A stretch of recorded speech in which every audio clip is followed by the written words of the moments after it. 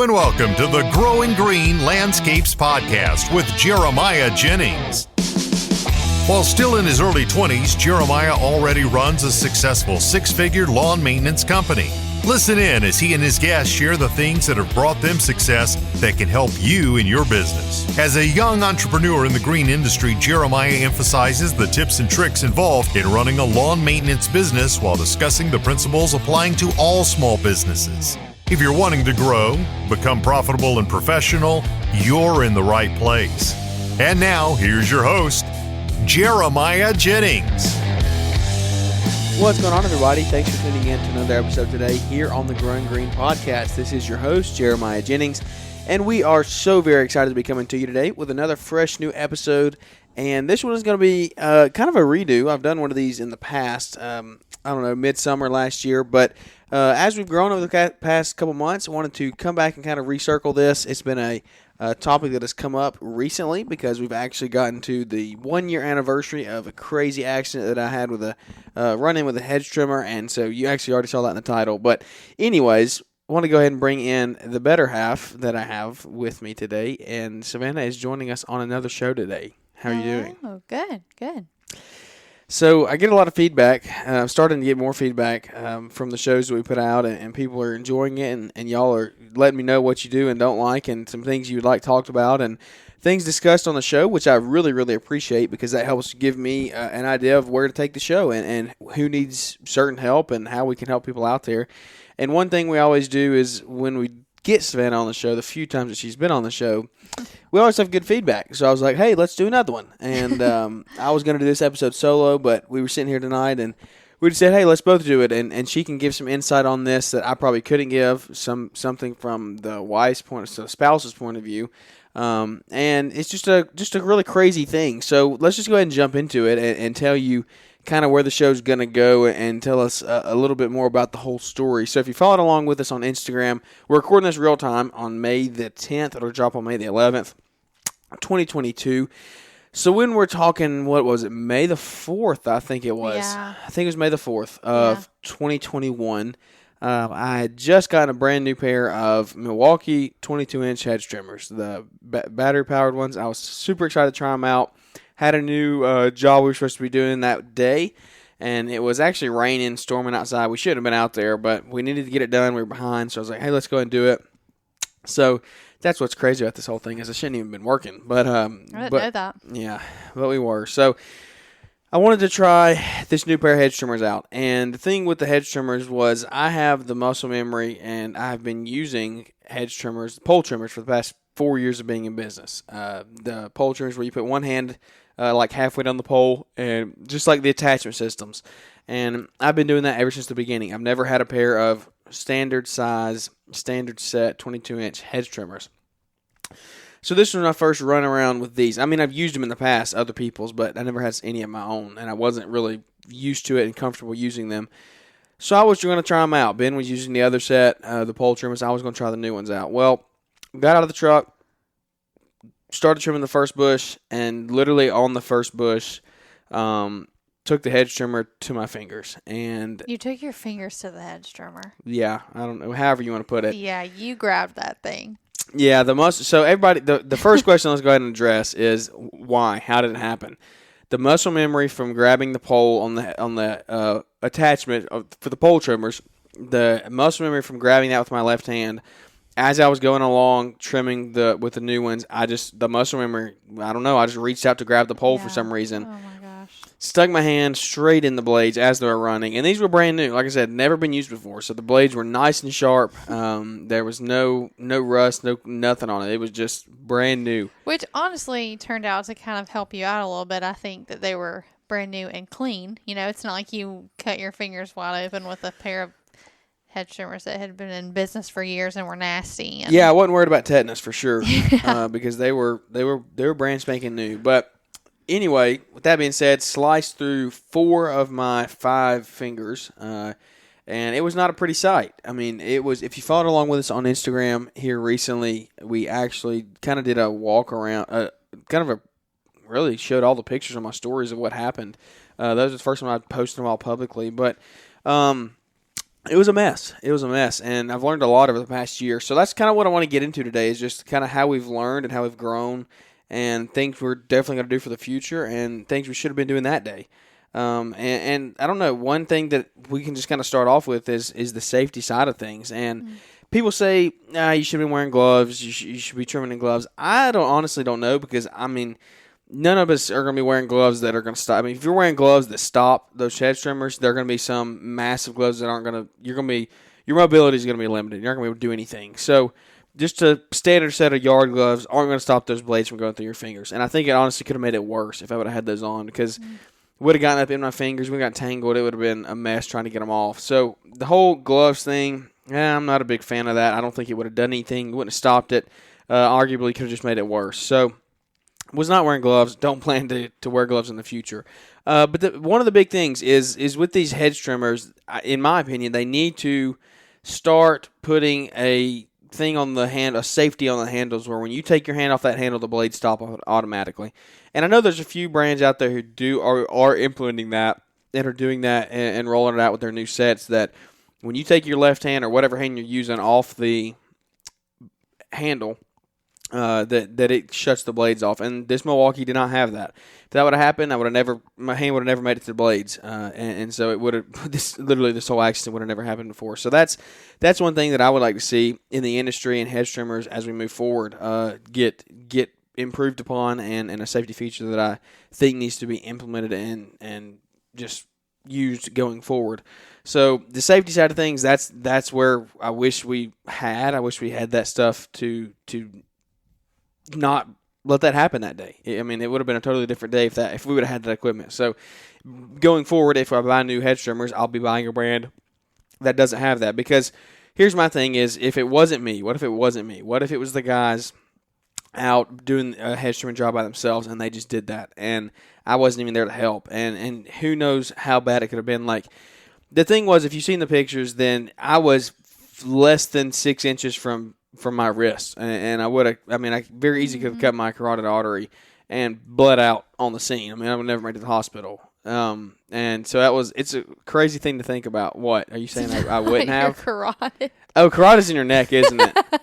Yeah. Well, you say I'm not a nurse. That's why you're here. Yeah, you can correct you're me. welcome. What is that? I don't know. Don't put me on the spot like that. I just know you corrected me. I'm not trying to be corrected. No, yeah, that's totally in your neck. I don't know why. I don't know why. That's just the one I'll look it up. Don't worry. That's the one that came to my mind. But yeah, the one in my wrist, that was not near my carotid. I was the one in your wrist that it's your brachial. Brachial, okay, whatever it is. It could have been very bad. That's needless to say. It could have been very bad. I don't know. What is radial. I don't know. Y'all haven't taken anatomy in a long time. It's the one that runs through your forearm down to your hand. I think it's your radial, maybe. Everybody knows what we mean. These people do not care. Yeah, everybody knows what we mean. So, but your carotid is definitely in your neck. Yeah, so yeah. I didn't go into nursing for a reason. So, anyway, that's how close it was and how close it could have been to being a lot worse. And the way that I look at it is, if it wasn't me, how I wasn't prepared that day. That's the thing. Like, yeah, I wasn't prepared I wasn't prepared if it was me, much less if it wasn't me. Right. And the thing that I've done over the past year is like looked at workman's comp policies and just in training and preparing. Like, that day we didn't have first aid kits out on the truck because it wasn't something that I'd ever really thought of before. I hadn't put I'm still kid contractor, but like even then I wasn't really used to anything going wrong. I hadn't really put a lot of thought into it. And now that we're kind of slowly expanding it and Ben and them are going out on their own a little bit, like, it just makes me think I need to be a lot more prepared as a business and a business owner for things to go wrong. Mm-hmm. And we've gotten workman's comp over the past 12 months because I just think about things, a mower flipping, a finger getting cut off, anything like that, just having that coverage and having that liability protection for the company, but also for our employees if something does happen. But then, like first aid kits. Every truck has a first aid kit when they go out. Tourniquets are in the trucks for if it does. Yeah, we got those really quick after that. Yeah, we got tourniquets in, and those are in the truck. They know where they are if they need them, and how to use them. We actually do need to go over how to install them again this year because I don't know if we did that last year or not. But those are there and they're available for if anything does go wrong. And we got to train for what to do in the bad situations because luckily I didn't pass out. Like that's the thing. If I would have passed out, what would they have done? Where would they know what to do? No. Other than call 911. Yeah. I mean, seriously. So that's like what we've learned directly from the incident and the safety side of things and the things that we're doing to prepare ourselves moving forward. But I don't know, maybe from the business side of things, let's go into that a little bit of we weren't prepared for that either. Like they got thrown into a situation they were not ready for. No, I think you learned more than I think you'd even maybe admit or acknowledge to learning and letting them go out and do those things. Because like, obviously you don't ever want to be in that situation, but had that not happened, like, you weren't at a point to just like let them go. Yeah. Or, you know what I'm saying? Just because. I didn't think I was. No. And also the owner and you and like this company's been your baby. Like you weren't really ready to like give it up in a way. I feel like, if that makes sense, like give that to somebody else to trust them. So I think that taught you a lot too about accepting help too and allowing just delegating. them. Yeah. Yeah. That's the thing is it threw them into a situation they weren't really ready for, but they did great. I mean, I don't think we didn't lose any customers. We didn't really even have that many callbacks after it. They worked on Saturdays. Like we got behind, and we had a full slate booked when this happened. I mean, we were booked out 5 weeks probably on landscape projects last spring, and when this happened, like I said, May the 4th. I mean, it was middle of spring rush. We worked. I was out for 2 weeks, and then even when I got back, I was still one-handed. I couldn't do anything with my left hand. You were not even supposed to be riding a mower. Yeah, I wasn't supposed to be back. I broke doctor's orders, but I mean, it's just you guys understand. If it's your company, you got to do what you got to do. And I did it, and luckily everything turned out all right. But it is what it is. But they got thrown into a situation. Not recommending that though. We don't. Yeah, don't condone you know, it. No, I don't condone. We do not promote breaking the doctor's orders just to work. We are thankful Savannah did not agree. Yeah, not at all. We're thankful that everything's okay, but we're definitely not here to say we support going against medical advice and working when you're not supposed to. Yeah, just need to throw that in there. Yeah, I mean, stuff could have happened if I wasn't I was extremely careful. But if I wasn't careful, I was in the beginning. I kind of got a little lax at the end. Let's be a little more honest. At the end, I got kind of a little lax, and that was not smart. But anyway, everything turned out okay. But they got thrown into a situation. They did great. They stepped up to the plate. And I'm not going to go too long into this. This isn't going to be a long show because I think I've talked about it before. But just the delegation process started then, and now a year later, it's freed me up a lot more to be able to just allow myself to trust them and kind of not micromanage so much, because that's something that I wasn't able to do then. Like, and I remember looking back on it now, I'm like, I micromanaged them so hard. I would tell them every little detail, every little thing, and to my I don't know, in my defense, they had never done it before, so they were very fresh. They weren't ready to go out on their own, so they probably needed a little micromanaging. But they did great. They did awesome. Cannot ask for anything better. But I don't know. It's crazy. I mean, what do you take away? You said you wanted to hop on here. So what did you take away from last year? Oh my gosh, it was a crazy experience. It's hard. Like you look back and you think that it's literally only been a year, and the doctors told us when it happened that it would probably take up to a year for you to get what little function they thought you'd have left back, and that you wouldn't be at your fullest until now, which is so crazy because weird. You've been 6 months. Yeah, I mean, it might have taken 6 months. Yeah, I mean, you've been playing basketball, playing golf, like, you know, it's for not even just business things, but like function in your hand has been back for a lot longer than what they said. So I don't know. I think it really is so wild to see over the past year. It wasn't what we expected at all. Like, that's not how I think we envisioned that. And we were kind of just like, we hadn't even celebrated a year of marriage yet. And so it wasn't how we really envisioned ending our first year of marriage. But I think the whole story, everything about it is just a testament to how faithful God's been in that healing of your hand and in the business. Like, you work hard, and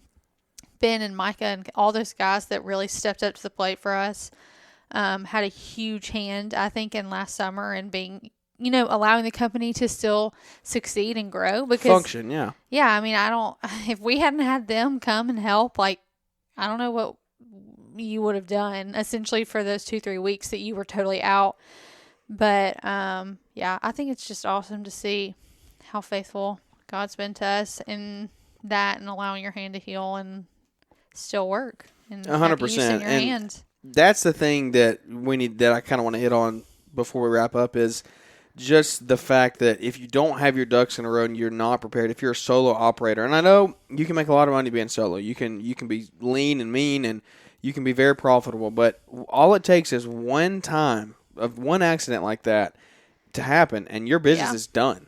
Like you're done. I mean, you're out of business. And it's so easy for us to sit here, but like our ducks really weren't in a row. No, like, that's what I'm saying. They weren't. We survived. Like we thought that, I don't even think we didn't even think about that. That wasn't something that we were like prepared for at all. And you already touched on that, but we're not sitting here saying you just have to have your ducks in a row and everything will be fine. We did not have our ducks in a row. I mean, we got pulled over on the way to the hospital because I was rushing and speeding to get there, and you're making sure that like insurance and all that's figured out, and Ben and them don't even know what they're doing. Like we had no idea what was going on. We were, I don't know, think anybody's really prepared for that situation. No, but I feel like you talked about it, but there are things we could have had in place or at least discussed what would happen if blah, blah, blah. And so definitely never a bad idea to have these conversations and try to be prepared. I know you don't ever want to be, but. Well, you and your spouses need to have that conversation. Like we were still, because we had not had a serious injury. We were deciding where to go to the hospital. Like, don't you remember that? We didn't know where to go. No, and I mean, I don't know how you comfortable you feel talking about the whole insurance thing, but that was kind of crazy too, making sure all that was I mean, at that point, I mean, everybody knows, I mean, the struggles of being self-employed and having insurance is not easy. I mean, and we use a health sharing program, and it's been great for us. They did awesome through the whole thing. Well, but that was also like, we're really blessed, and you are like health wise, and that was the first time we'd ever had to use it. Yeah. So we didn't know even how we to were navigate navigating those waters at all. Was everything paid up to date? We had no idea. Yeah, it was.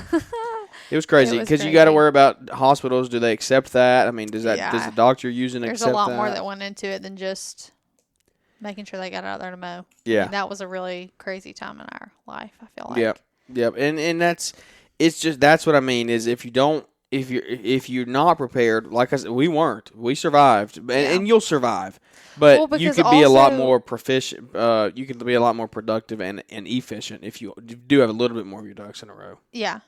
Because thank God too, I had enough like time because I had to take off work for almost 2 weeks because of you couldn't drive or you were on medication. Like you couldn't do anything and you were having to be driven to therapy. So you weren't out there working. We were paying double the people that you had been used to paying. I wasn't working.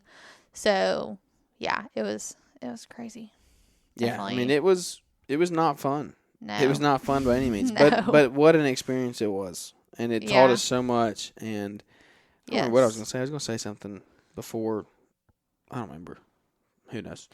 But it was a really cool, not cool experience. No. But it was a learning experience, a growing experience, and something that we will take and like I said, grow and learn from forever. And we'll always look back on.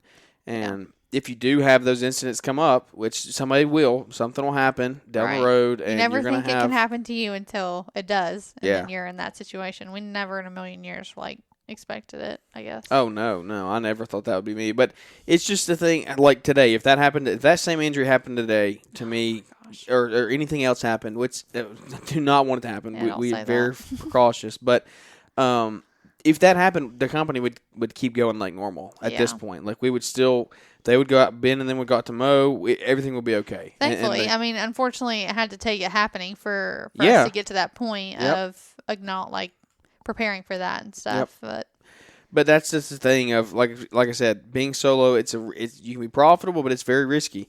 If anything happens, it's your business could be gone. My business probably would have been gone last year if I was a solo operator and I didn't have an employee to help me and step up and take the lead because I physically cannot do anything for 2 weeks, and I couldn't do anything for 2 weeks. And then after that, After that, honestly, I think you just started back like riding in the truck and just kind of like being. I started with them. mowing about 2 weeks in. Because, I mean, I wasn't using my left hand. Yeah, I did. I was about. Yeah, you tried to get out there and do everything one-handed, and that was. But, like, I couldn't weed eat. I not- could not trim bushes. I couldn't do any of that for, like, a month. And so. At least, yeah. My business would have been done. I would have been in some big, big trouble. And that's your livelihood.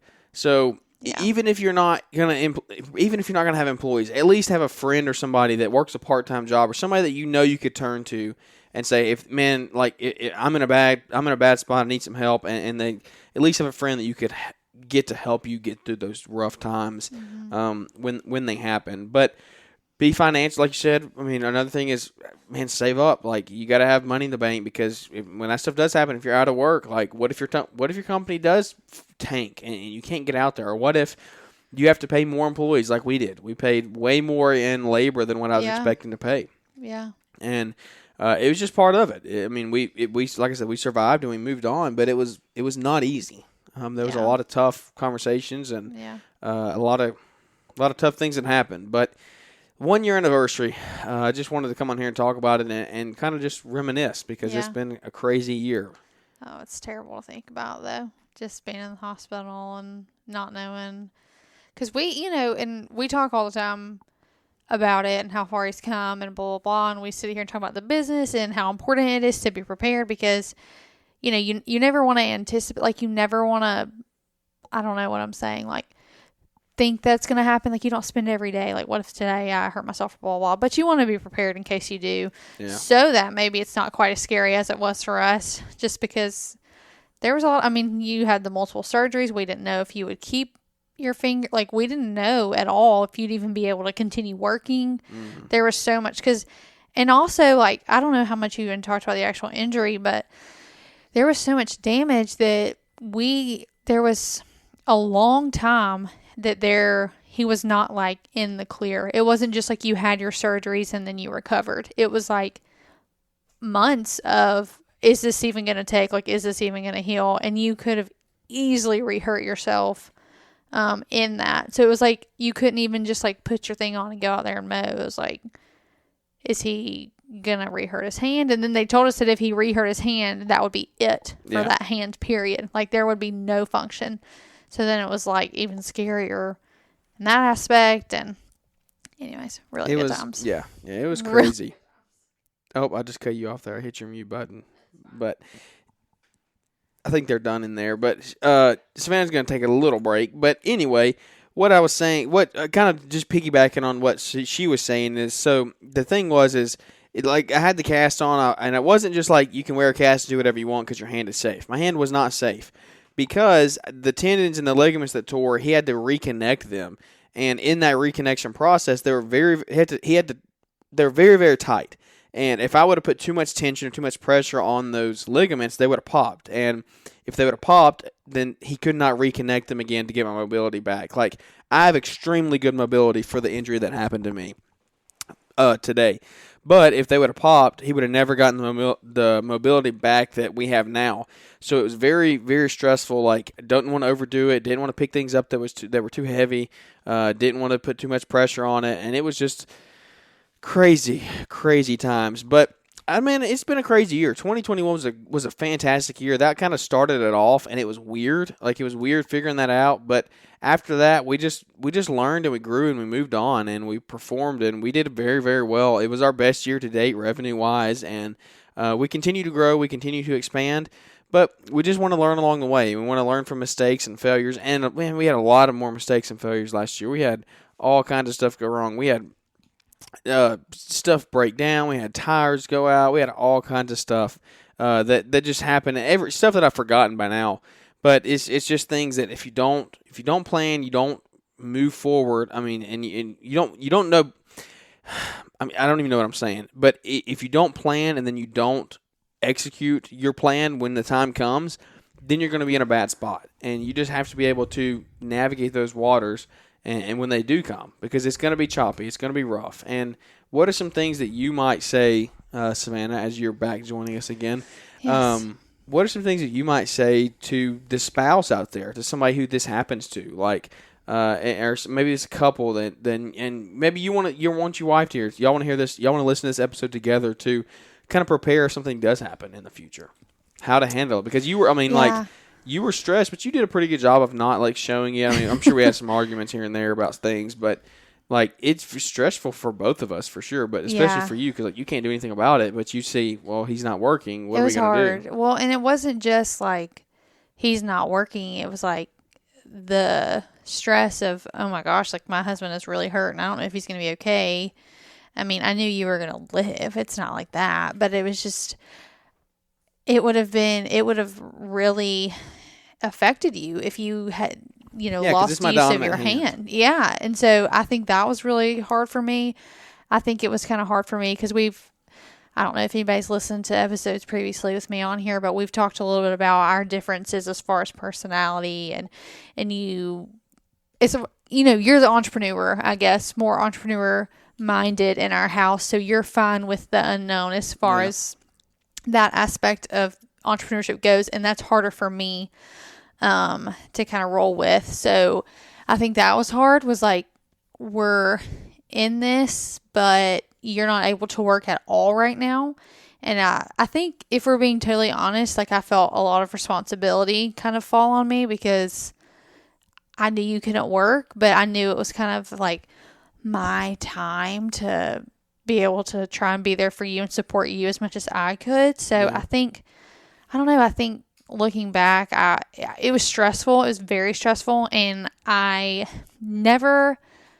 think what I would say, I just rambled, would be to just be honest with your partner about how you're feeling, because I tried so hard to not really let you know how overwhelmed and stressed I was. Like honestly just scared because we didn't know what the future held. But because I didn't want you to feel guilty, because I knew that if I like came to you and I, was telling you how scared I was, and we did have those conversations eventually.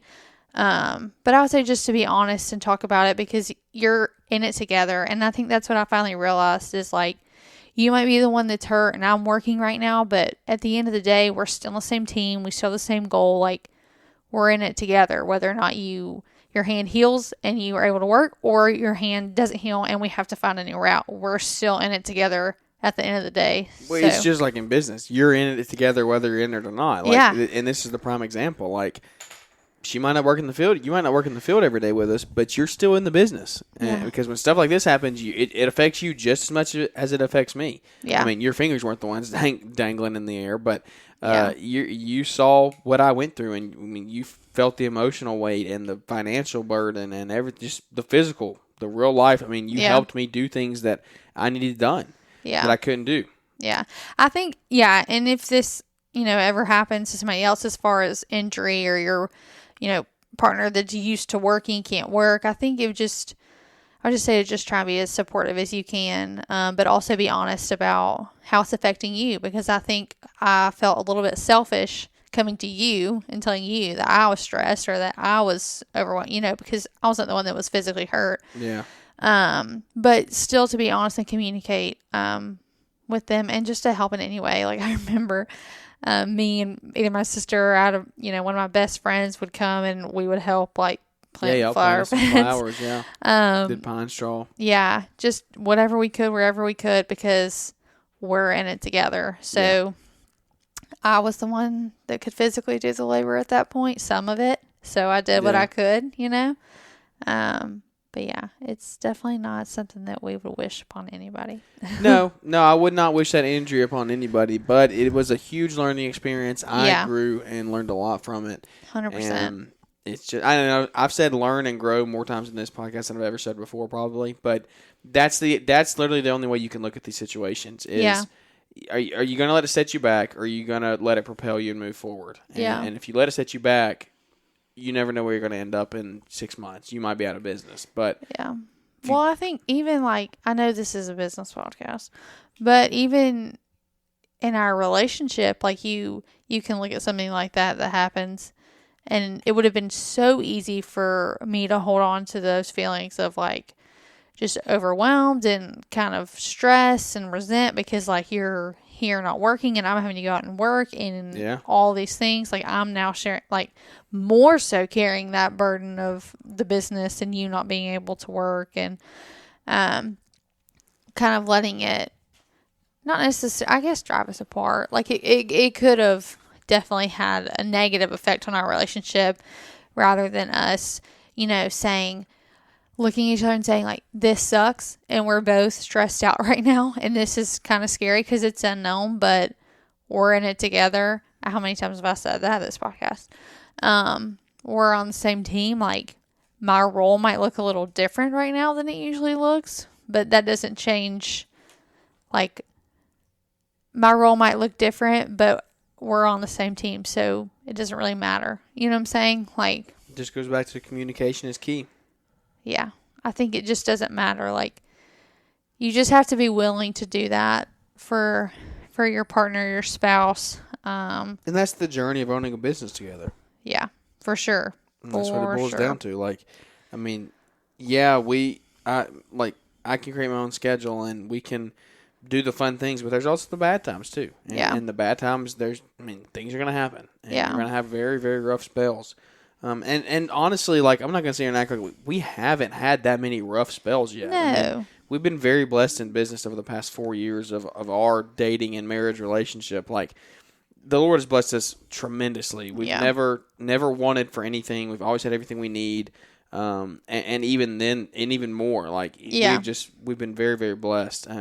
So this was a trial. It could have been a lot worse, but the Lord protected me and we pursued and moved forward and still ended up, even with that, I was out of work for a month, seriously, like full time, and still ended up having the best year we've had to date and continue to grow. So, well, and I think that just shows too, like, God's faithfulness and, making sure that your priorities are straight and trusting Him with your business even, because that easily, like, we 100% would not have been surprised if that would have been like a not profitable summer. Like if that was just a survival. We kind of joked all summer that we were just surviving. But then when we looked back, like, you realized how just profitable and faithful God was to the business. Like, still spent way more money than we should have. Oh, yeah. Because you also physically couldn't do stuff. But I don't know if you remember, we bought your truck. Yeah. Like right before that happened. Like your not big boy truck. Like we talk about, that was one of your dream purchases. And we bought it with good intentions to grow last year and take on more projects and buy a dump trailer and do more things. And that stuff got put on hold and still hasn't happened yet. I would like to get it done this year, but we'll see. Business has gone different directions. So who knows? But yeah, we had just made that big purchase. 3 days before. Yeah, you can open up a whole nother can of worms as far as, making purchases and doing things and being prepared, because we weren't prepared for you to cut your fingers off and income to slow down and to pay more people, but still have that added new payment expense. every month. That for something that we didn't need. Put in, didn't really even get used. No. To its potential of what we were going to use it for. I remember, the guys drove around in it, but I like driving you around in it to go meet them at jobs and stuff, just so you could see how they were doing, and we wanted to drive the truck because. And they drove it more than I did for the first month. Yeah, they did. Literally drove it more than I did. I drove it like 4 times in the first month. I know. So it was crazy times, but we've learned and we grew and came a long way, and we got a bright future ahead. So. Yep. What I would take away from today is, if you got anything out of this, I don't know, we've kind of rambled and because we've told this story before, but I wanted to do it like a 1 year, like look back on the past year and what have we learned, what did the incident teach us, and Savannah's point of view too, how it taught both of us together and things we learned, and so hopefully you can prepare with you and your spouse, your partner, your family on things. Maybe you have a savings account, you have a guy that you can turn to, you have employees, whatever it may be. If safety PPP and stuff on the truck. I think workman's comp was a big one for you. Like, we didn't really have that at all. No, I didn't have it. No. Yeah. And then that happened, and I just got thinking more and more about if stuff does happen and what the business would be liable for and all that stuff. Right. And I'm not, like, I've never been the one to lie to everybody and say I have it all figured out. Like, that's stuff that I'm still young in business with everybody out there. We're still figuring it out day by day. So, like, that's why we do the podcast, is to relate with you guys that are out there and still figuring this stuff out and going through navigating these waters, because there's a lot of stuff that I didn't even know about that you had to do. Like we hired employees for the quote unquote the first time this year. We put them on paper as employees. Like they've been independent contractors the past couple of years because we've never, like, Ben's worked with us for the last, 3 or 4 years, but like he hasn't been a registered employee with the state, a W-2 employee. So doing all that has been crazy. Figuring out all the forms that go on that. I didn't even know half that stuff existed. So maybe we'll do a podcast on that one day because I know people ask about that quite a bit. But that's another topic for another day. Just wanted to come in here and do a little 1-year recap anniversary show of the accident with the hedge trimmers, and I hope you got a little bit of value out of it. If you did, would you leave us a rating and a review on Apple Podcasts or Spotify? You can leave them on there now as well. Smash the follow button and share it with a friend. Share it on social media.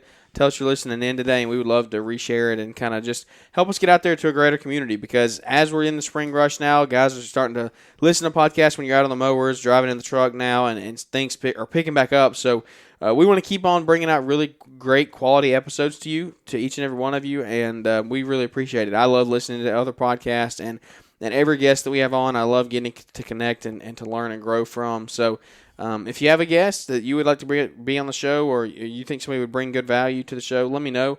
I'd love to reach out and maybe get a time and a topic set up to discuss with them and bring more value to you out there listening. So anyway, we won't ramble on any longer. Savannah, thanks for coming on the show today. Absolutely. Hopefully y'all enjoyed it. I don't know. We're going to get real feedback. Let's see if everybody does or doesn't like you joining the show. You think they do? Do not be ugly.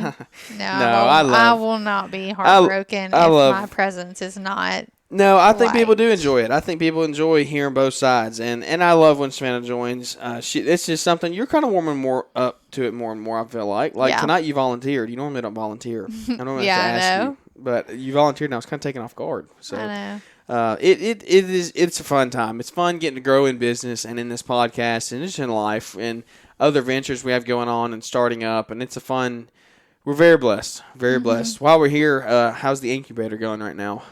It's going. It's moving quite a bit. 23 weeks? Yeah. Yeah, 23 and a half weeks, really. Time's flying. Yeah. Yep, 23 and a half weeks. So, Baby Jack will be here in September. Early September. Might be end of August. Yeah, it could be August. Depends on how early he wants to make his arrival. But growing rapidly. He's growing healthy. We got another appointment next week. Yes. And it's exciting times getting to go through this, and like I said, you navigate all those waters and the trials and stuff, but navigating these waters, the fun waters of life and the journeys along the way. And I've never been more thankful to be in business for myself and have a company that we can rely on to generate us income and provide us a life we want to live and change our family tree going forward. So anyway, for the last time, we're going to stop rambling for real tonight. And we just want to say thank you to each and every one of you listening. Thanks for allowing us to come to you 2 times a week and bring a little bit of value, a little bit of entertainment, and hopefully you get something out of it. So, signing off from the Jennings residence here, Growing Green Podcast Studios, the unfinished studios that need to be finished. But, anyway, one day. It's been a fun night, fun topic, fun conversation tonight, guys. Hope y'all have a great week wherever you are, a great day, great night. Whenever you're listening, whatever time of day it is, you continue to crush it and go out there and have a successful business. Thanks for listening. We'll catch up with everybody here on the next episode. Thanks for tuning in to the Growing Green Landscapes podcast. We know you have many other podcast options to choose from, and don't take it for granted that you chose to spend some time with us today. You can connect with Jeremiah Jennings at Growing Green Landscapes on Instagram or use the link in the show description. Don't forget to smash the follow button on the podcast and leave those 5-star ratings and reviews. We hope you crush it in your business and hope to catch you on our next episode.